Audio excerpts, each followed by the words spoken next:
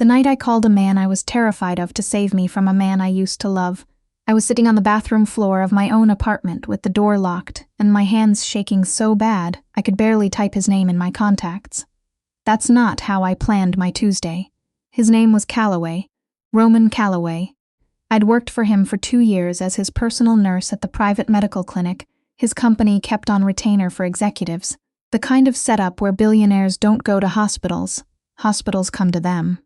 I was 28, recently relocated from Cincinnati to Chicago, and I told myself every single day that I was lucky to have the job. Good pay, good hours, interesting work. What I didn't tell myself, because I refused to think about it too hard, was that Roman Calloway scared me in a way I couldn't entirely explain. Not because he was cruel. He wasn't. He was precise, controlled. The kind of man who filled a room without trying, who spoke quietly and made people lean in, who looked at you like he was reading the fine print of your soul. I'd treated him for a dislocated shoulder once.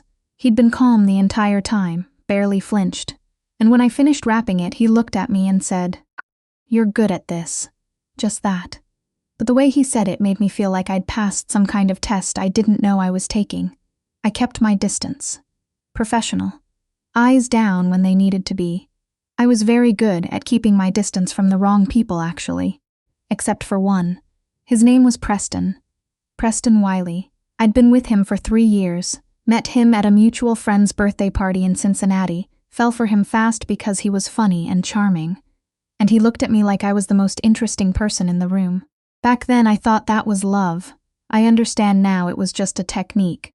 By the time we moved to Chicago together, his idea, his job transfer, which I uprooted my life for, things had already started to shift. Small things at first. He'd make comments about how I dressed for work. He'd check my phone. He'd spend money without telling me, then act confused when I brought it up, like I was the one being unreasonable. I'd come home from a 12-hour shift and find him on the couch with friends I'd never met. And when I went to bed early, he'd tell them I was antisocial. The apartment was in my name. The utilities were in my name. He paid rent sometimes, and sometimes he didn't, and whenever I brought it up, we'd end up in an argument so exhausting, I'd stop talking just to make it end. I thought I was keeping the peace. What I was actually doing was disappearing. The Tuesday it fell apart, started normal enough. I finished my shift at 6, stopped at the Jewel Osco for groceries, came to find Preston already there, which was unusual because he was supposed to be at work until 8. He was in the kitchen, going through my laptop. "What are you doing?" I asked. He looked up. Not guilty, annoyed, like I was the one interrupting him. "Who's Roman?" he said. I set down my grocery bags. "My employer. You emailed him." "I work for him, Preston. I email him sometimes." "At 9 p.m. on a Saturday?" It had been a work matter, a medication adjustment for one of the clinic's patients that required my sign-off. I'd explained this. I started to explain it again, and he stood up, and something in the way he moved made me stop talking. I'd seen him angry before, many times. But there's a version of angry that's loud, and there's a version that's quiet, and the quiet one is worse. He was quiet that night. He said things I'm not going to repeat. About me, about my job, about what he assumed was happening between me and Roman Calloway, which was nothing, had always been nothing, but trying to explain reality to Preston when he'd already decided on his own version was like trying to bail out a sinking ship with a paper cup. And then he picked up the laptop. I want to be clear, I had time to move. I didn't, because I didn't believe he'd actually do it. That's the thing no one tells you about the moment, before something becomes physical. You keep expecting the version of the person you thought you knew to step back in. You wait for it, and then the laptop hit the wall, and the screen shattered, and I stopped waiting. I locked myself in the bathroom. He didn't follow me. He just kept talking through the door, that low, even voice, saying I was overreacting, saying I was dramatic, saying he hadn't done anything wrong, saying I was the problem. I had always been the problem. I sat on the tile floor with my back against the tub and my phone in my hands. I thought about calling my sister in Columbus, but it was late, and she had a newborn, and I couldn't explain this to her. Not like this, not while I was shaking. I thought about calling the police, but something stopped me. That familiar, stupid hesitation, the voice that said it wasn't that bad. He didn't touch you, you're overreacting, just like he said, and I hated myself for listening to it even for a second. And then, for a reason I still can't fully articulate, I opened my contacts and I scrolled to see, and I stared at Roman Calloway's name for a long time. He'd given me his personal number 18 months ago, when I took the job. Medical emergencies don't wait for business hours, he'd said. I'd never used it, not once.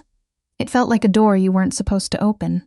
I typed, "I'm sorry to contact you this way. I'm at home and I'm not okay. I don't know who else to call." I stared at it, deleted it, typed it again, I sent it. The response came in 40 seconds. Address. Not "Are you okay?" Not "What's wrong?" Just the one word, like he was already moving. I gave him my address. My hands had almost stopped shaking by then, which felt strange, like some part of me had exhaled the moment I hit send. He texted back, "Stay where you are. Don't open the door for anyone until I call you." 22 minutes later, my phone rang. "Come to the front door," he said. His voice was exactly the same as it always was. Like this was just another Tuesday. I opened the bathroom door. Preston was on the couch now, still talking. Something about how I was being ridiculous, how I needed to calm down. He looked up when I walked through the living room toward the front door. "Where are you going?" I didn't answer. I opened the door, and Roman Calloway was standing in the hallway in a charcoal button-down with his sleeves rolled up, and behind him were two men I didn't recognize, who looked like they'd been built for a specific purpose. I didn't want to examine too closely. Roman looked at me, one quick scan, head to toe, the same way he assessed a patient, and then his eyes moved past me into the apartment. Preston had stood up. "Who the hell?" he started. "Mr. Wiley." Roman's voice was pleasant, conversational. "Why don't you sit back down?" It wasn't a question. I don't know exactly what happened in the next 40 minutes. Roman walked me to the kitchen and sat me down with a glass of water, and spoke to me in a low voice about practical things, what I needed to grab, where I could stay, whether I had a lawyer, while his two men stayed in the living room with Preston. I could hear Preston talking. I could not hear what the men said back to him, if anything. At some point, Roman looked at my hands wrapped around the glass. "You're safe," he said quietly, like it was just information. It shouldn't have made me cry. I'd held it together through the entire bathroom floor nightmare, and the text and the wait and opening the door, and it was those two words in that quiet voice that did it. I turned my face away. He didn't say anything.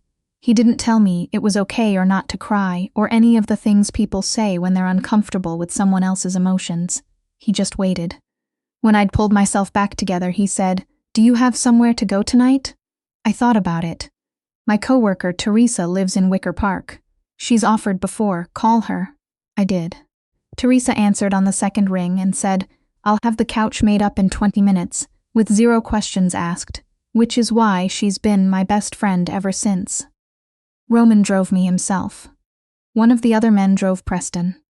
Somewhere, I didn't ask, and the other one stayed at my apartment, which I thought was strange, until Roman explained that someone would be there in the morning to handle the lease situation. "Your name's on it," he said. "He'll be out by tomorrow afternoon." I looked at him. "You can just do that?" He kept his eyes on the road. "I have resources." That was the understatement of the century, but I was too tired to press it. At Teresa's building, he pulled to the curb and I reached for the door handle and then stopped. I didn't know how to say thank you for this. There's no Hallmark card for thank you for coming when I texted you at 9 p.m. from my bathroom floor for reasons that were frankly not in your job description. "Mr. Calloway, Roman," I paused. He'd never told me to call him by his first name before. "Roman?" I said. "Why did you come?" He was quiet for a moment. "Then you asked," like it was simple, like that was the whole answer. I got out of the car. I made it all the way to Teresa's lobby before I let myself really think about what he'd said, and then I spent the next 20 minutes sitting on her couch while she made chamomile tea and didn't ask me a single question, which was exactly what I needed. What I didn't need was to be thinking about Roman Calloway's face in the hallway when he'd looked past me at Preston. But I was. I took 3 days off work. Roman approved it without comment. Teresa had a friend who was a tenants' rights attorney, and by Wednesday my name was the only name on that lease, and Preston's things were in a storage unit he'd have to figure out himself. The police report was filed. The laptop was documented. My sister called from Columbus and cried, and I let her because she needed to, and I promised I was okay, which was about 60% true. I went back to work on Thursday. Walking into the clinic felt strange. The way everything feels strange after your life reorganizes itself. The waiting room had that particular quiet that expensive medical facilities always have. The kind that costs money per square foot. The receptionist, Mara, looked up when I came in and said, "Glad you're back," with the specific warmth of someone who didn't know exactly what had happened but knew enough to be kind. Roman had a 9 o'clock appointment. Routine blood work. He did it quarterly, not because anything was wrong but because he was the kind of person who treated his own health like a business asset. I prepped the draw kit and knocked on the exam room door, and when I walked in he was sitting on the table in a dress shirt, with the cuff already rolled up, like he'd known it would be me. "Nadia," he said. "My name. Just my name." He'd always called me Mrs. Reeves before. "Good morning, Mr. Roman." I stumbled slightly on it. Something shifted in his expression. Not quite a smile, more like a comma. I did the draw. Clean stick, good vein, he didn't move. I was capping the second tube when he said, without looking at me, "How are you doing?" Not "how are you doing" with an upward inflection, flat, like he actually wanted to know. "Better," I said. He nodded once. Like he was filing it. I labeled the tubes and started putting my kit away and he said, "He won't bother you again."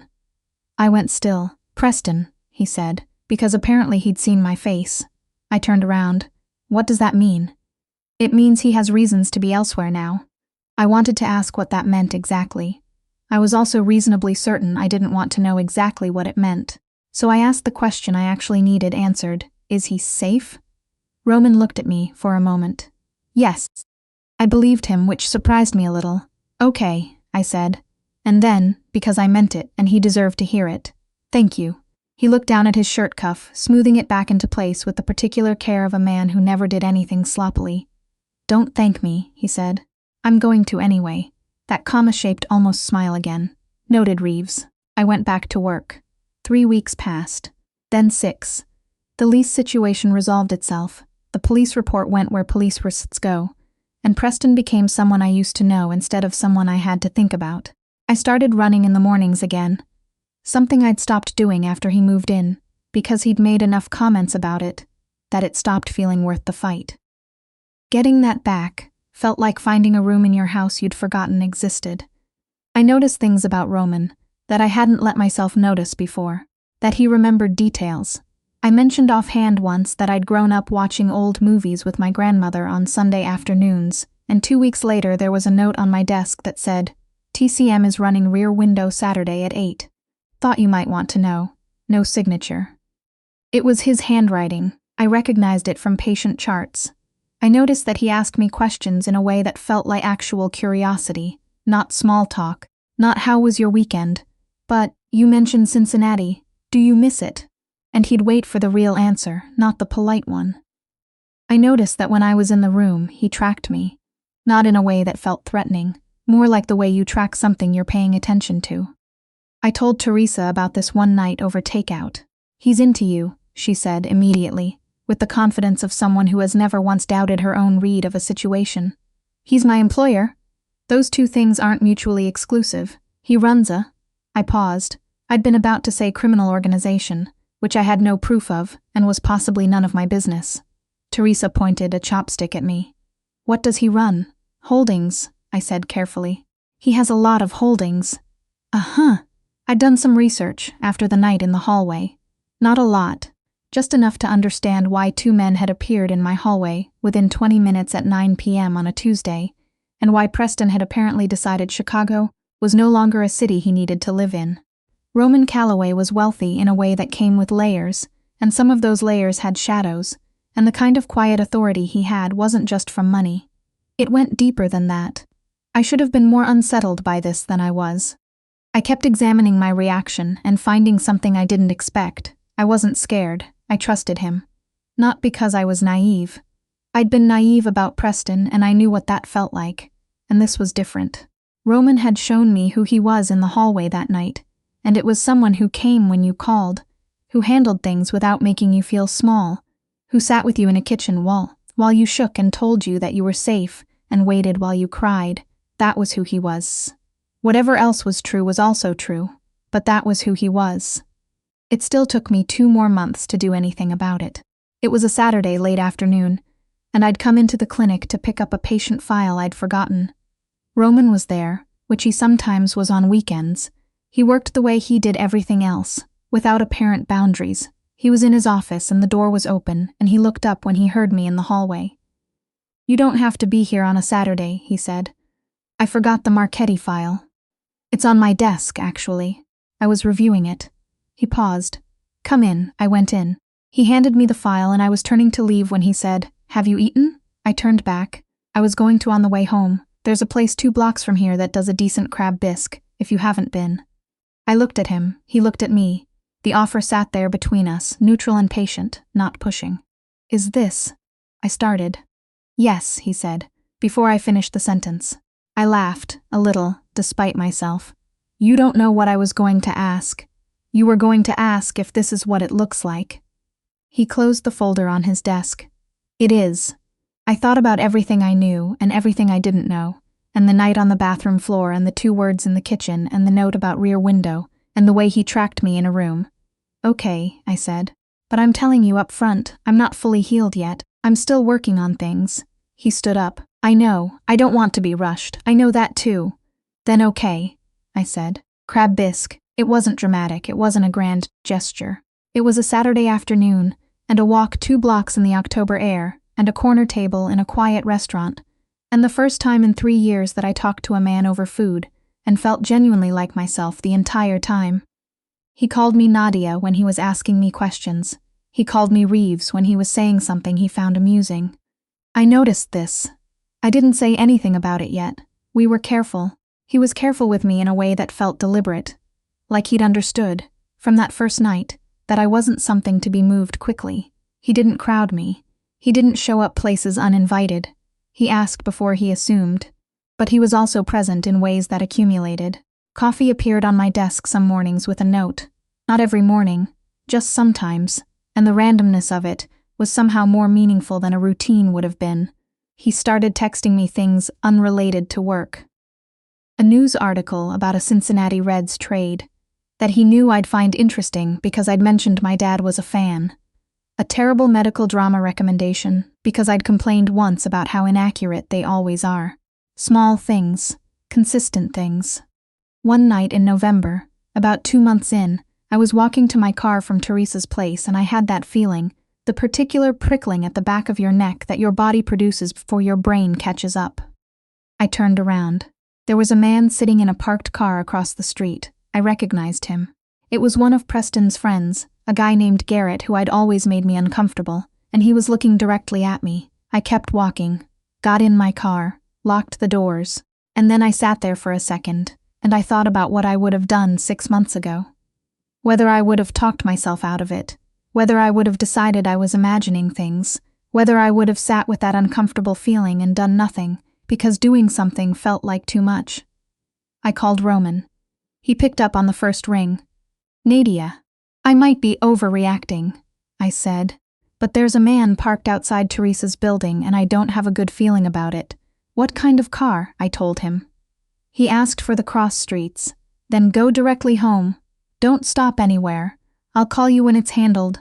Roman, you're not overreacting." His voice was steady. I went home. He called me 40 minutes later. "Garrett Novak," he said, "friend of your ex's. He won't be a problem.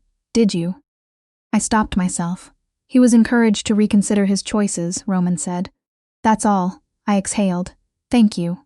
"You called me," he said, and I could hear something in his voice that I couldn't quite name, something that wasn't quite professional. "I'm glad you called me." After I hung up, I sat on my couch in the quiet of my apartment. My apartment, just mine now, with my things arranged exactly how I wanted them, and no one else's clutter and no one else's silences, and I thought about the difference between someone who makes you feel crazy and someone who says you're not overreacting and means it. It shouldn't be remarkable. It should be the minimum. But after 3 years with Preston, being believed felt like a gift. Teresa found out about Roman in December. I hadn't hidden it exactly. I'd just been careful, the way you're careful about something you don't fully have words for yet. She found out because she came to the clinic to drop off my lunch that I'd forgotten at her place. And Roman was walking out at the same time, and when he saw me through the glass doors, he held them open and said something to me quietly, and I smiled. and Teresa stood on the sidewalk watching this, with the expression of someone witnessing a natural phenomenon. Later, in my apartment, Roman Calloway is your Roman? He's not my Roman. He literally held the door open and you smiled. People smile. You don't smile like that. She pointed at me. That was a specific smile. I need you to tell me everything immediately. I told her the parts that were mine to tell. She listened, which she's good at. When I finished, she was quiet for a moment. Are you happy? She asked. I thought about it honestly, the way she deserved. I think I'm getting there, I said. I'm the happiest I've been in a long time, and I'm also still relearning how to trust my own judgment.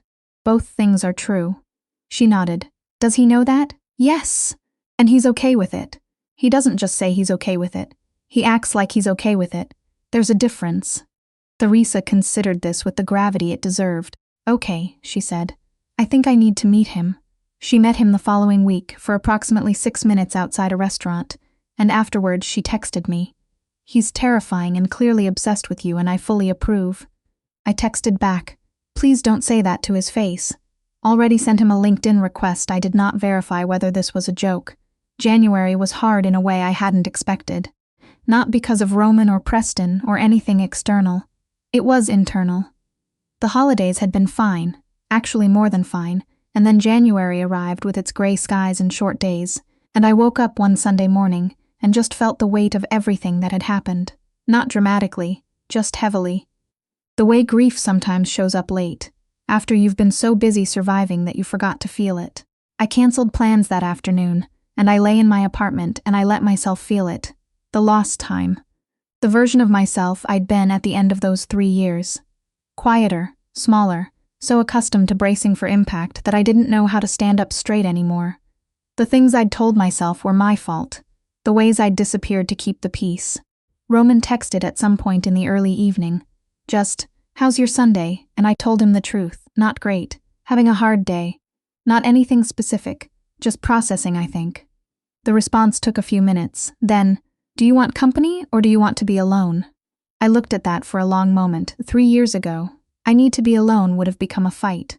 The simplicity of being asked was still something I hadn't gotten entirely used to. Alone tonight, I typed back. But can I see you tomorrow? Yes, I'll make a reservation somewhere you actually like this time. I laughed out loud, alone in my apartment. He'd taken me to a French place the week before that he'd said was well regarded, and I'd found deeply mediocre and had been too polite to say so, and he'd read my face immediately and said you hated it. And I'd said it was fine, and he'd said, it was not fine. Your face said it was not fine, and I'd laughed then too. I fell asleep that night easier than I'd expected. Spring came, the way it always does in Chicago. Slowly, then all at once. Winter hanging on until you've stopped believing in warmth, and then one morning the light just shifts. It was March, when I finally stopped internally waiting for something to go wrong. I noticed it one afternoon at the clinic, watching Roman talk to a pharmaceutical rep through the glass of his office door. The way he sat, the particular economy of his gestures, the way he'd glance up every few minutes in my direction without seeming to think about it. I realized I'd been watching him for almost a minute, without once wondering what I'd do if this ended. I was just watching him, just present in the moment, not braced for anything. That felt like something. I told him about it that evening, over dinner at a Thai place in Lincoln Park that had become our place because it was warm and loud enough that you could have a real conversation and the curry was actually excellent. I think I'm done waiting for the other shoe to drop, I said. He looked up from his plate. With this, I said. With us. He was quiet for a moment. Then, what changed? I think I finally believe you, I said. Not just understand it, actually believe it. He set down his fork. Believe what specifically? That you're not going anywhere. I said it plainly, because he deserved plainness. That this is real. He looked at me in that way he had, the fine print way. The way that used to unsettle me and now just felt like being actually seen. Nadia, he said. I came to your apartment on a Tuesday night because you sent me 10 words. What did you think that was about? I didn't know then. I did, he said. I knew exactly what it was about. I picked up my fork.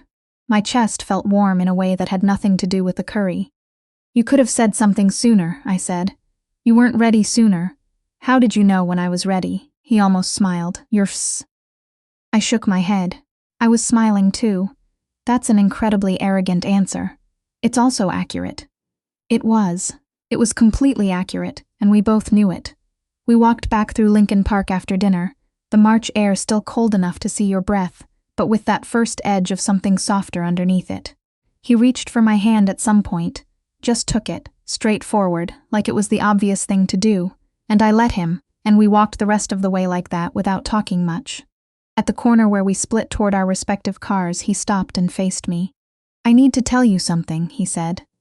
The old instincts fired briefly, that bracing reflex, and then quieted. "Okay," I said. "I don't make promises I don't intend to keep," he said. "I want you to know that. Whatever I say to you, I mean." I held his gaze. "I know. I'm going to tell you that I love you at some point soon," he said, with the directness of someone filing a professional notice. "And I want to make sure that when I do, you're ready to hear it." I stared at him. Then, "Are you warning me about your feelings in advance?" "Yes, that might be the most Roman Calloway thing you've ever done." "Probably," he agreed. I laughed. He didn't, but his eyes did, which was its own language I'd learned to read. "I think I'll be ready," I said. He nodded once, like we'd reached an agreement, like this was satisfactory. And then he said it. Right then, not at some future date he'd been planning just then, and it landed simple and clean, without fanfare. "I love you, Nadia." I felt it in the center of my chest like something clicking into place. "I love you too," I said. "Roman." He squeezed my hand once before letting go. On the drive home, with the city lights sliding past the windows and the radio low, I thought about the woman sitting on the bathroom floor in January of last year, the shaking hands and the phone screen. The 10 words I'd typed because I had nowhere else to turn. I thought about all the ways I'd gotten smaller, and all the ways I'd gotten bigger again since. The morning runs, the laugh that started coming back, the trust I'd had to rebuild in my own instincts, one small decision at a time, and I thought about the fact that the best thing that had come out of the worst year of my life was that I'd finally stopped accepting the wrong things as normal. Whatever came next, I knew who I was now. I knew what I needed.